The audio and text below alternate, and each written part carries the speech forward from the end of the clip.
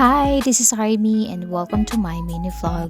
A-attend kami ng quarterly meeting sa Romblon. Madaling araw nga ang biyahe papunta sa Romblon. Kaya kahit isang oras lang ang biyahe papunta doon ay sinikap namin na makaidlip kahit papaano. Pagdating nga namin ay dumiretso na kami dito sa host church na malapit lang din sa terminal. At ito ay ang church ng Philippine Baptist Church of Romblon. Tuwing quarterly meeting namin ay may mga activities nga kami. Kaya ngayong umaga at 9 a.m. ang schedule namin ay magkakaroon kami ng street preaching sa plaza. Napakagandang pagkakataon nito para maibahagi natin ang kaligtasan sa mga tao na hindi pa nakakilala sa Panginoon. Excited nga kami na gawin itong gawain na ito para sa Panginoon. Dahil nga first time namin ito nagagawin ay talagang sinikap namin na mas marami pa ang mabahaginan ng salita ng Panginoon.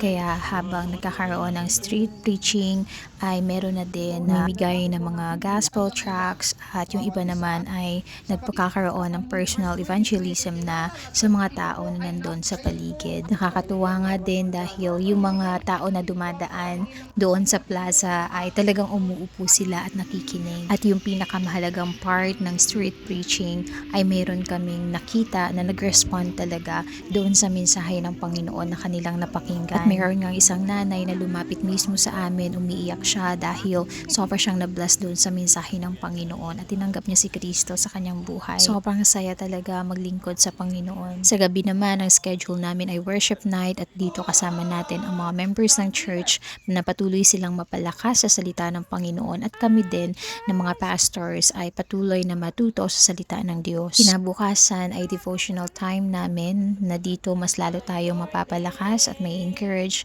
sa salita ng Panginoon. At dito nga kami pumunta sa Forza San Andres at napaka-quiet and very relaxing talaga itong place na ito. At habang papunta nga kami dito, nagkaroon kami ng Jericho March. Nagpe-pray kami habang naglalakad.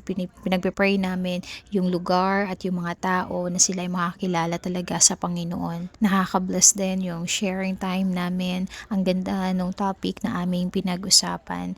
At pagkatapos nga ay bumalik na ulit kami sa church dahil after breakfast ay pagpapatuloy pa namin yung aming meeting na hindi natapos kagabi. Very tight nga din yung oras namin kaya after meeting talagang nagmadali lang kami for our lunch dahil ang alis ng barko ay exactly 12 in the afternoon, so we have to go there at 11 a.m. Salamat talaga sa Panginoon sa naging successful na quarterly meeting namin. Maraming natutunan sa Panginoon, marami ding natapos at mga pinag-usapan, another goal, another vision from the Lord that we have to do for His ministry. So blessed na makasama ang mga lingkod ng Panginoon at tunay nga na ang buhay nila ay pagpapala din sa buhay ko. At let's continue to pray for our pastors. Thank you so much for watching. Bye!